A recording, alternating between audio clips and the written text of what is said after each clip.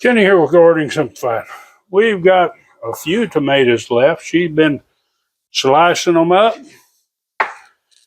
You wonder what to do with all those cherry tomatoes when they come on. I know I can only eat so many, but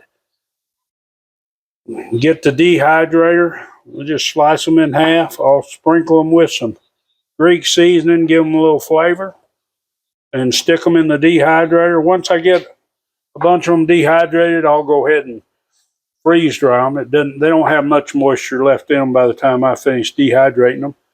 But when you freeze dry them, you get that moisture content way down, and your storage time will be a lot longer. But don't let those tomatoes go to waste.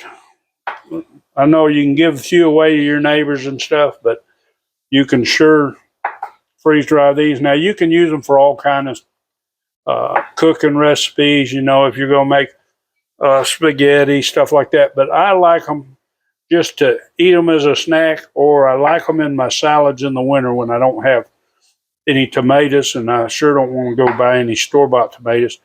These are ideal. They kind of got that little crunch, so it's kind of like croutons, but I'm going to get these seasoned up, and we're going to get them in the dehydrator. Okay, we've got not quite 3 trays, but quite a bit. What we're going to do is we're going to dehydrate these, and while we're doing these, of course, we'll be collecting more.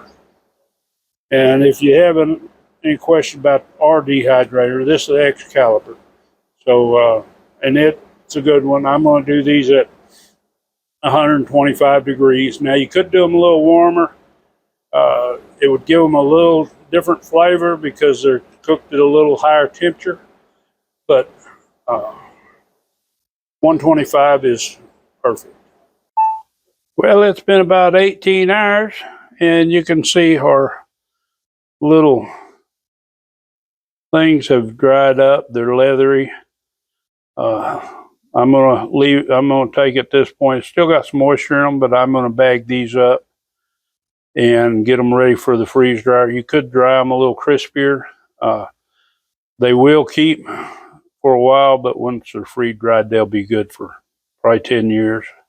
I know I've had some for 3 years, and they're just as good as whenever we put them in the jars. But anyway, there's what you do with those old tomatoes. I hope you enjoyed this video, and I hope you get better use of your crop. As always, give it a big thumbs up and enjoy that gardening experience.